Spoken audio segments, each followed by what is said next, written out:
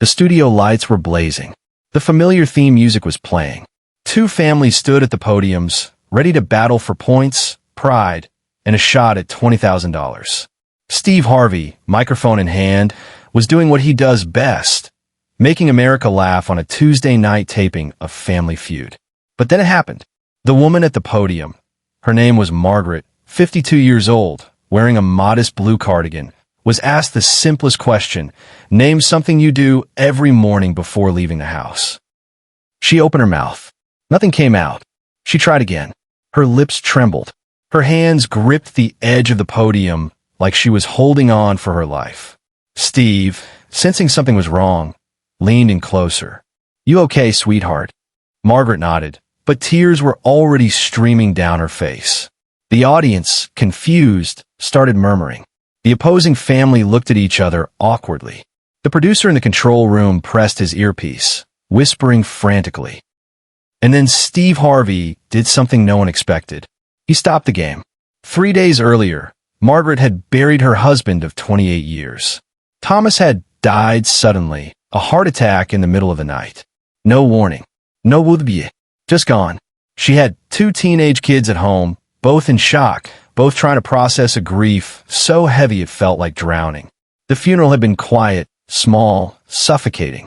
Friends had brought casseroles. The pastor had said kind words, but nothing filled the void. When Margaret's sister suggested she still go through with the Family Feud taping, they'd been planning it for months, had submitted the application as a family joke, never thinking they'd actually get selected. Margaret had refused at first. "I can't smile right now," she'd said. But her sister insisted. "Thomas would want you to go. He loved that show. He loved Steve Harvey." So Margaret came. She put on the blue cardigan Thomas had bought her last Christmas. She drove 4 hours to the studio. She sat in the green room with her sister and 2 cousins, trying to pretend she was okay. But she wasn't okay. The entire drive to the studio, Margaret had rehearsed what she would say if anyone asked how she was doing. "I'm fine," she practiced in the rearview mirror. "I'm excited to be here." But the words felt hollow, like reading lines from a script written for someone else's life. In the green room, a production assistant came by with clipboards and release forms. "You guys ready to have some fun?" she chirped, her energy infectious and overwhelming all at once. Margaret's sister squeezed her hand under the table. The cousins laughed too loudly at the assistant's jokes, overcompensating, trying to fill the space where Margaret's enthusiasm should have been. When they were called to the stage for their family introduction, Margaret felt her chest tighten. The lights were so bright. The audience was so loud. Everything felt surreal, like she was watching herself from somewhere far away. Steve Harvey walked out, and the crowd erupted. He had that presence, that magnetism that made you forget you were in a television studio and feel like you were in someone's living room. He shook hands with each family member, making jokes, learning names, finding the story in each person. When he got to Margaret, he paused for just a second. His eyes lingered on her face, reading something the cameras couldn't capture. "You all right?" he asked, so quietly only she could hear. Margaret forced a smile. "I'm good." Steve nodded, but his expression said he didn't quite believe her. "Name something you do every morning before leaving the house." It was such a simple question. Brush your teeth. Check your phone. Kiss your spouse goodbye. That last one hit Margaret like a freight train. Every morning for 28 years, she had kissed Thomas goodbye, even on the mornings when they'd argued, even when she was running late. It was their ritual, their anchor. She remembered the last morning. She'd been running late for a doctor's appointment. Thomas had been sitting at the kitchen table, reading the newspaper, drinking his coffee. She'd grabbed her keys, her purse, and almost walked out without their morning kiss. But something made her stop. Some instinct, some invisible thread that connected them. She'd walked back, leaned down, and kissed him on the forehead. "Love you," she'd said. "Love you more," he'd replied, not looking up from the sports section. 8 hours later, he was gone. And now, standing under the bright lights, in front of cameras and strangers, the reality crashed into her. She would never do that again. Her throat closed. Her vision blurred. She couldn't speak. Steve Harvey saw it immediately. Steve put the microphone down. The audience went silent. The band stopped playing. Even the cameraman seemed to freeze. Steve walked around the podium, slowly, deliberately, and stood next to Margaret. He didn't look at the cameras. He didn't look at the producer, frantically waving from the wings. He looked at her. "Hey," he said softly. "What's going on?" Margaret couldn't answer. She just shook her head, tears flowing freely now. Steve placed his hand on her shoulder. "It's okay. You don't have to explain, but I need you to know you're safe here. You hear me? You're safe." The opposing family, instead of celebrating the moment of weakness, stood in silence. One of them, an older man, took off his hat and held it to his chest. Steve turned to the audience. "Y'all, we're going to take a minute here. This is more important than points." In the control room, the executive producer was having a meltdown. They had 3 more families scheduled after this one. The network had paid for the studio time. There were union regulations about overtime. The whole machine of television production was built on precision timing, and Steve Harvey had just thrown a wrench into it. "Get him off the stage," the producer hissed into the stage manager's earpiece. "We're burning money every second we're stopped." But the stage manager, a woman named Patricia who'd worked with Steve for 6 years, didn't move. She'd seen Steve do this before. Not often, but enough times to know that when Steve Harvey decided something mattered more than the show, there was no budget, no schedule, no executive producer in the world who could change his mind. The producer was losing his mind. They were on a tight schedule. There were commercial breaks to hit, other tapings to get through, a whole system that depended on keeping things moving. But Steve Harvey didn't care. He signaled to the crew to cut the cameras. He asked for a chair to be brought onto the stage. He sat Margaret down, knelt beside her, and said, "Tell me what you need." And Margaret, for the first time since her husband died, let out. She told Steve everything. About Thomas, about the heart attack, about the funeral, about how she almost didn't come, but felt like she owed it to her husband to show up. She told him about the little things no one else wanted to hear. How Thomas used to leave post-it notes on the bathroom mirror with terrible jokes. How he sang off-key in the shower every single morning. How he made the best scrambled eggs she'd ever tasted, and she'd never asked him for the recipe because she always thought there would be more time. She told him about their daughter, Emma, who was 17 and couldn't stop crying. About their son, David, who was 15 and hadn't cried at all, and how that terrified her even more. She told him about waking up every morning and, for just a split second, forgetting Thomas was gone. About reaching across the bed and finding empty space. About making 2 cups of coffee out of habit, then staring at the second cup until it went cold. Steve listened. He didn't interrupt. He didn't try to fix it. He just listened. When she finished, Steve took a deep breath. "You know what? You're one of the bravest people I've ever met. You got up this morning. You got dressed. You came here. That takes strength most people will never understand." Margaret wiped her eyes. "I don't feel strong." "You don't have to feel it to be it," Steve said. Then Steve did something that would become the defining image of that entire season. He looked at Margaret, then at her family, standing nervously at the podium, and he made a decision that had nothing to do with television and everything to do with being human. Steve stood up, took off his suit jacket, a custom-tailored piece that probably cost more than Margaret's monthly mortgage payment, and draped it over Margaret's shoulders. The audience gasped. "This jacket," Steve said, loud enough for everyone to hear, "is for warriors. And you, ma'am, are a warrior." Margaret clutched the jacket, pulling it tight around her. It smelled like cologne and comfort. The weight of it on her shoulders felt like an embrace. The opposing family started clapping. Then the audience joined in. Slowly at first, then louder, until the entire studio was on its feet. Steve turned to the cameras, which were rolling again. "You know what? Family Feud can wait. This moment right here, this is what life's about." He asked Margaret if she wanted to continue playing. She nodded, wiping her tears. "Then let's do this," Steve said. "But we're doing it together." Steve repeated the question. "Name something you do every morning before leaving the house." Margaret took a shaky breath. And then, in a voice barely above a whisper, she said, "Kiss my husband goodbye." The buzzer didn't sound. It wasn't on the board. But Steve didn't care. He hit the podium with his hand. That's the right answer. I don't care what the survey says. That's the right answer. The audience erupted.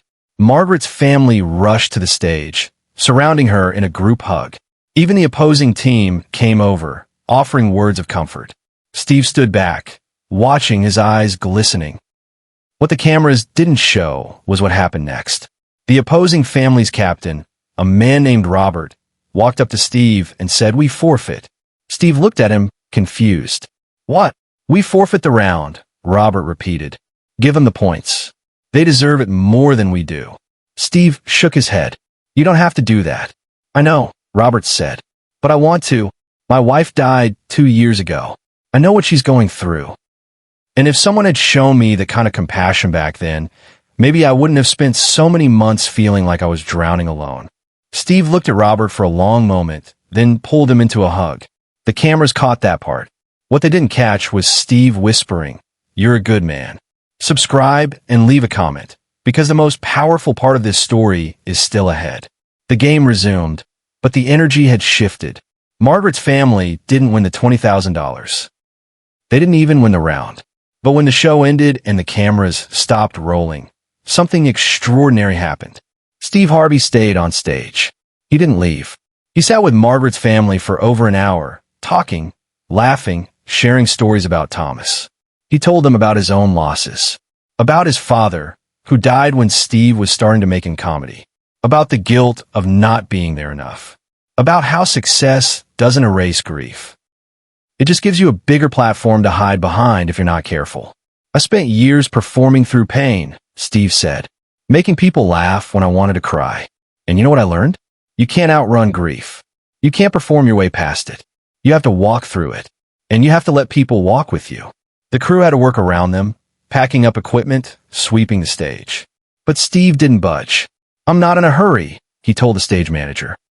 Before Margaret left that night, Steve gave her something else, his personal business card. "If you or your kids ever need anything, you call me," he said. Margaret didn't think she'd ever use it. But 3 months later, when her son was struggling to pay for college after losing his father, she did. Steve didn't just take the call. He made things happen. Quietly. Without cameras. Without fanfare. That's who Steve Harvey is when the lights go off. Margaret's episode aired 6 weeks later. The network wanted to cut the emotional moment, worried it would slow down the pacing.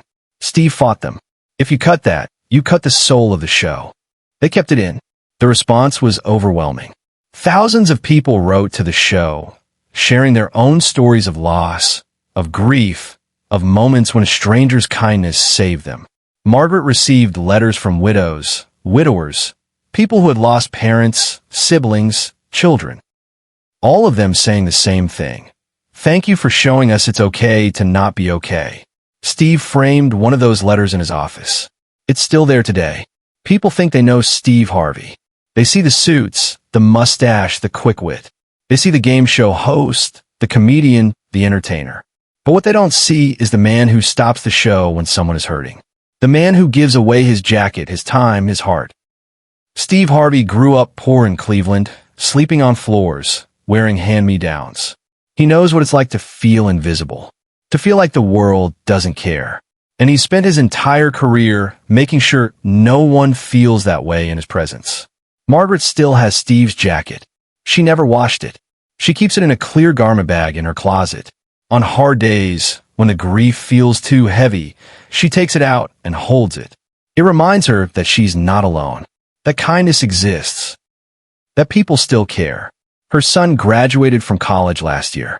He sent Steve a photo of himself in his cap and gown, holding a sign that read, "This is for Thomas." And for Steve. Steve posted it on his Instagram with the caption, "This is why we do what we do." But there's more to the story. A year after the episode aired, Margaret started a grief support group in her town. She called it the Blue Cardigan Circle, named after the sweater she wore that day. Every Thursday night, people who've lost someone gather in the community center. They share stories.